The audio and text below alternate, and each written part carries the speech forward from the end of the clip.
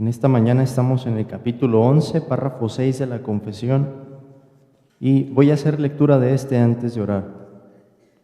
Capítulo 11, párrafo 6. El último párrafo de este capítulo nos dice: la justificación de los creyentes bajo el Antiguo Testamento fue, en todos estos sentidos, exactamente la misma que la justificación de los creyentes bajo el Nuevo Testamento. Oremos, hermanos. Señor, te damos gracias, Dios, por esta mañana, y gracias por la oportunidad que nos das de seguir estudiando la doctrina. Pedimos que nos des sabiduría y que nos des gozo, Señor, en ver que tus santos a lo largo de todas las épocas han gozado también de ese privilegio de la justificación que es por Cristo. Ayúdanos a ver más claramente tu evangelio, Señor, y alabarte. Te lo pedimos en el nombre de Jesús. Amén.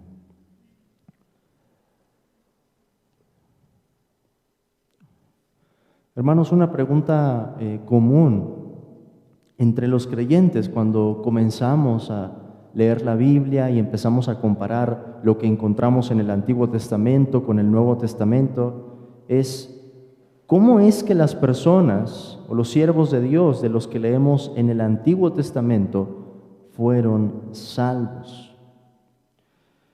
Esta cuestión parece ser más fácil si lo pensamos en nuestro caso. Si nosotros pensamos cómo es que podemos ser salvos, puede resultar más fácil porque nosotros ubicamos la cruz en el pasado. Para mirar hacia el Evangelio, para mirar hacia la cruz, nosotros volteamos a ver al pasado. El Evangelio, que Cristo murió por nuestros pecados, que fue sepultado, que resucitó al tercer día conforme a las Escrituras, tuvo lugar como un evento histórico hace aproximadamente 2000 años. Pero, ¿cómo es, hermanos, que para los que estaban en el Antiguo Testamento, viviendo antes de la muerte de Cristo, de su sepultura, de su resurrección, cómo es que ellos pudieron ser salvos?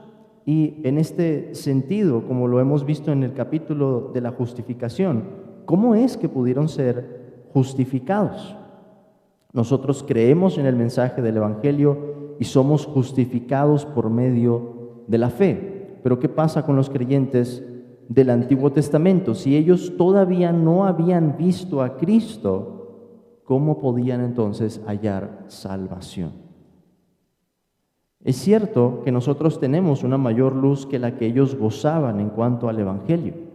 Como también es cierto, hermanos, que ellos tenían una medida de luz que nosotros a menudo subestimamos. Estamos en lo correcto al pensar que hemos recibido un privilegio mayor al recibir más revelación con el Antiguo Testamento. Pero el asunto es que muchas veces que pensamos en los creyentes del Antiguo Testamento, pensamos que tenían menos luz de lo que en realidad tenían. Piensen en estos ejemplos, hermanos. Cristo les dijo a los fariseos en Juan capítulo 8, Abraham vuestro padre se gozó de que había de ver mi día, y lo vio y se gozó.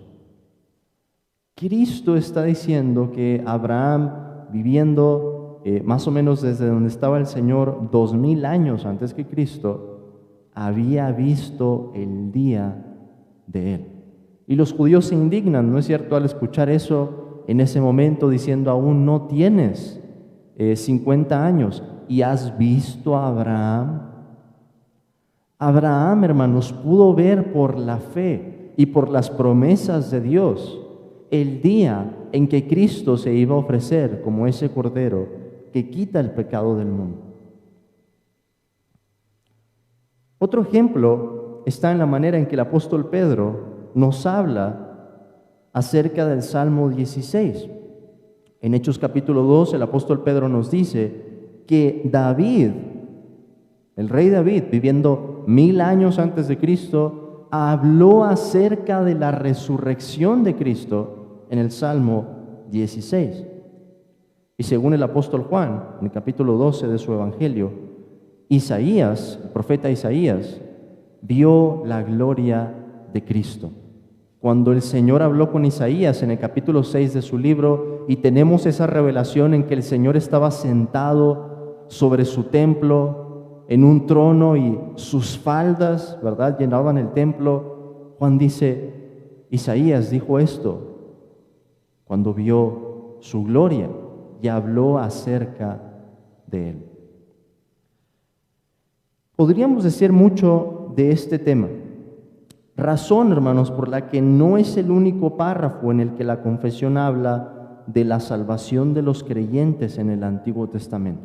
Y quiero que vean ejemplos de otros párrafos en la confesión que nos hablan también de este tema.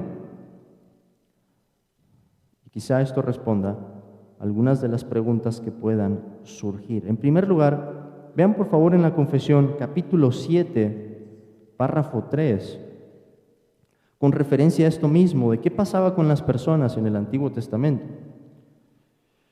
Y noten cómo en esos primeros enunciados se nos dice, este pacto, hablando acerca del pacto de gracia, es revelado en el Evangelio, en primer lugar, a Adán en la promesa de salvación por medio de la simiente de la mujer, y después, mediante pasos adicionales, hasta completarse su plena revelación en el Nuevo Testamento. Pero el pacto de gracia, el pacto por el que nosotros somos salvos, nos dice la confesión, es revelado en el Evangelio en primer lugar a Adán. ¿Cuál es esa promesa? El texto en Génesis 3:15, ¿verdad? El Señor iba a poner enemistad entre la simiente de la mujer y la simiente de la serpiente, pero iba a ser la simiente, la descendencia de la mujer y un heredero en específico, el que iba a aplastar la cabeza de la serpiente. El Evangelio, nos dice la confesión, es revelado desde ese primer enunciado. Noten, hermanos, no que esté completo, no que tengamos todos los detalles ahí. El punto es revelado. Y después, mediante pasos adicionales, hasta completarse su plena revelación en el Nuevo Testamento. Algo similar podemos ver en el capítulo 20 de la confesión. Capítulo 20, en el primer párrafo, donde se nos dice, habiendo sido quebrantado el pacto de obras por el pecado, y habiéndose vuelto inútil para dar vida, agradó a Dios dar la promesa de Cristo, la simiente de la mujer, como el medio para el llamamiento de los elegidos y el engendramiento de la fe y el arrepentimiento en ellos. En esta promesa, el Evangelio fue revelado en su sustancia y por lo tanto fue hecho eficaz para la conversión y la salvación de pecadores. ¿Cuál fue el mensaje entonces en el que Abel, ese hombre justo, creyó como para entender que la salvación era por medio de la fe y saber que su obediencia debía corresponder con esa fe, entregando un sacrificio que fuera agradable a Dios? El mensaje que habían oído sus padres, el mensaje en el que se revelaba el Evangelio. Dios, por medio de la simiente de la mujer, iba a traer la salvación de los pecadores. Y por último, hermanos, otro ejemplo más está en el capítulo 21 de la confesión, en el primer párrafo, y después, primero Dios, podremos ver con calma. La primera parte de ese párrafo, hermanos, comienza hablándonos de en qué consiste la libertad que Cristo ha comprado para los creyentes. Y eso incluye la liberación de la culpa del pecado, de la ira condenatoria de Dios, del rigor y de la maldición de la ley, etc. Pero vean el segundo párrafo que hay ahí. Todo lo cual era en su substancia común también a los creyentes bajo la ley. Es decir, aquellos que vivieron en la época del Antiguo Testamento. Todos esos beneficios que Cristo nos da en esa libertad que Él ha comprado para nosotros, eran también algo que poseían los creyentes en el Antiguo Testamento, en su substancia, que es como habla la confesión. Y si preguntaran, bueno, ¿y cuál es la diferencia? Ese mismo capítulo va a aclarar más adelante cuál es la diferencia entonces. Cuando dice, pero bajo el Nuevo Testamento, la libertad de los cristianos se ensancha aún más en su liberación del yugo de la ley ceremonial, etcétera. Varias diferencias o contrastes que se mencionan allí. Pero volvamos entonces a nuestro punto, porque el capítulo 11, párrafo 6, nos decía, hermanos, que la justificación en todos estos sentidos, ¿en cuáles sentidos? En los sentidos en los que se nos ha hablado en los otros 5 párrafos de este capítulo, era exactamente la misma en el Antiguo Testamento y en el Nuevo Testamento. Es decir, si quisiéramos expresarlo en términos aritméticos, la justificación en el Antiguo Testamento es igual a la justificación en el Nuevo Testamento. Ahora, pensemos en los 2 textos que se nos mencionan aquí. Vamos a leerlos en primer lugar, hermanos, la carta a los Gálatas, capítulo 3. La carta a los Gálatas, capítulo 3, versículo 9. Gálatas 3:9. Recuerden que Gálatas, hermanos, fue escrito para defender la integridad del Evangelio. El Evangelio que recibimos solamente por la fe. El Evangelio que nos otorga esa justicia que es por medio de la fe. Y uno de los puntos centrales en el argumento del apóstol Pablo, o de las figuras centrales, es Abraham, lo que Dios hizo con Abraham. Este texto nos dice, de modo que los de la fe son bendecidos con el creyente Abraham. Ahorita vamos a descomponer esa declaración, pero vamos ahora a Romanos capítulo 4, versículo 22. Romanos 4:22, otro lugar en donde el apóstol Pablo utiliza para argumentar la justificación el ejemplo de Abraham. Romanos capítulo 4, versículo 22. Hablando acerca de Abraham, Pablo nos dice, por lo cual también su fe le fue contada por justicia, y no solamente con respecto a él se escribió que le fue contada, sino también con respecto a nosotros, a quienes ha de ser contada, esto es, a los que creemos en el que levantó de los muertos a Jesús, Señor nuestro. Piensen en lo que el apóstol Pablo está haciendo. Ahorita vamos a descomponer más lo que hay detrás de esas declaraciones. Pero Abraham, hermanos, había vivido muchos años antes de que estos creyentes escucharan el Evangelio. Y de manera sorprendente el apóstol Pablo está diciendo esta figura que podría parecer tan lejana a nosotros en el tiempo, recibe el mismo beneficio. Y las generaciones que reciben la carta de los romanos y de los gálatas son comparadas con lo que Abraham había recibido.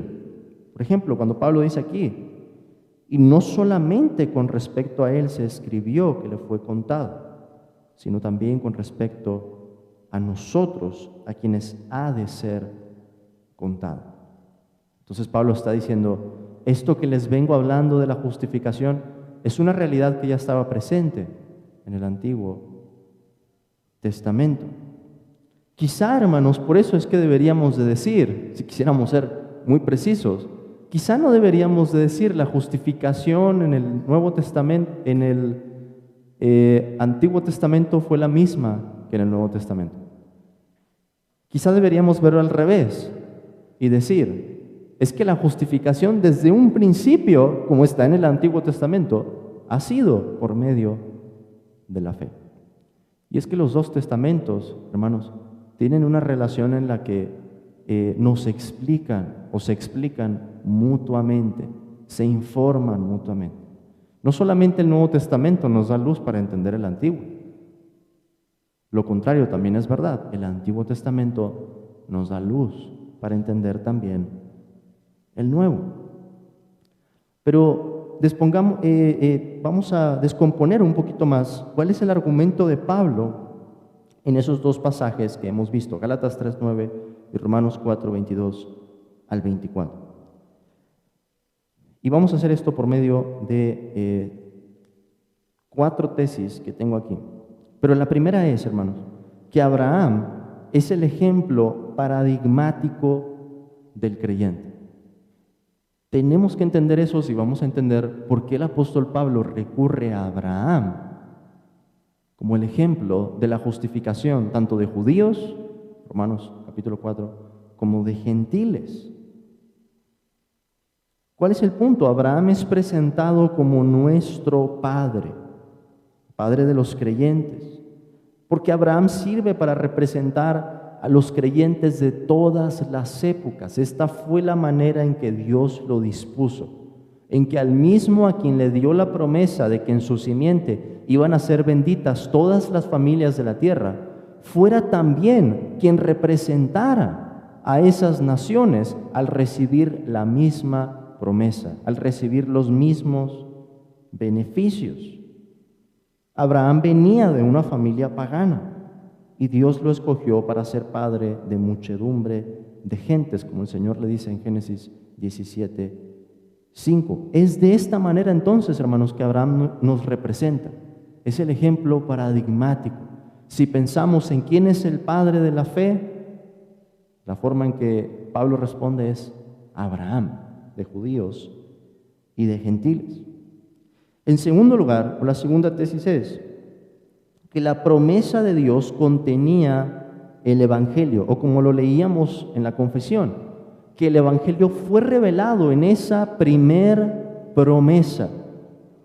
En un sentido, entonces, el Evangelio, o la revelación del Evangelio, no comienza hace 2000 años. La revelación del Evangelio comienza desde el huerto del Edén, desde un principio. La promesa, hermanos, era la sustancia del Evangelio. Esa promesa que recibió Abraham era la misma que había sido anunciada previamente a Adán y a Eva. ¿De qué hablaba la promesa dada a Adán y a Eva? Hablaba de un descendiente, ¿verdad? La simiente, alguien que vendría por medio de la mujer.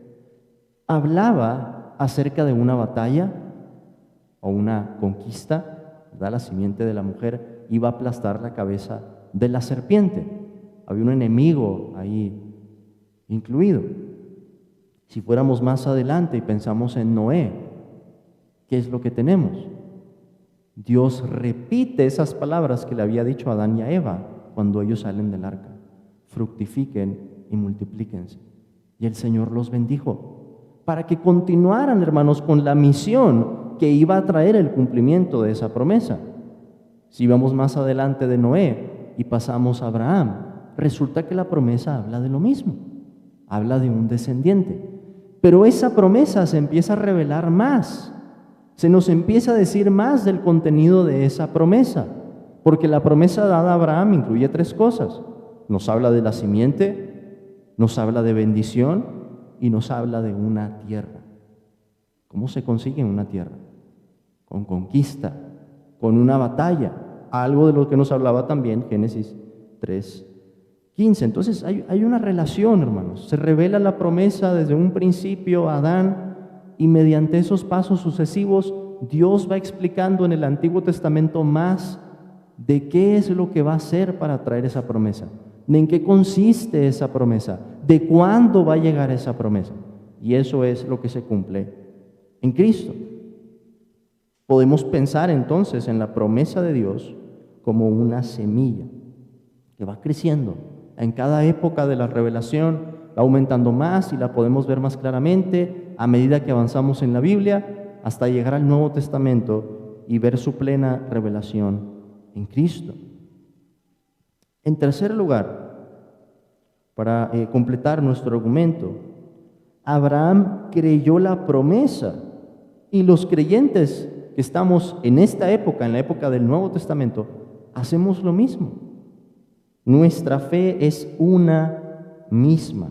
Los mismos elementos estaban presentes. Abraham tenía cierta información de la redención. Y es lo que nosotros decimos, tiene que haber conocimiento.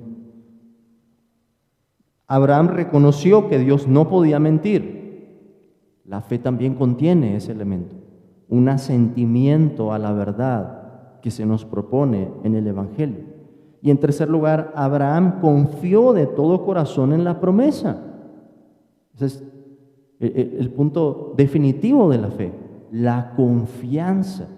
Los mismos elementos estaban presentes y el apóstol Pablo demuestra eso en Romanos capítulo 4, cuando nos habla de la forma en que Abraham recibe esa promesa.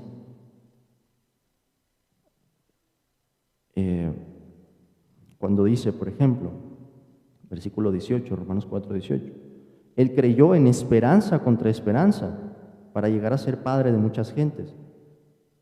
El versículo 19 nos dice, y no se debilitó en la fe al considerar su cuerpo, que ya estaba como muerto, siendo de casi 100 años, o la esterilidad de la matriz de Sara. Tampoco dudó por incredulidad de la promesa de Dios, sino que se fortaleció en fe, dando gloria a Dios.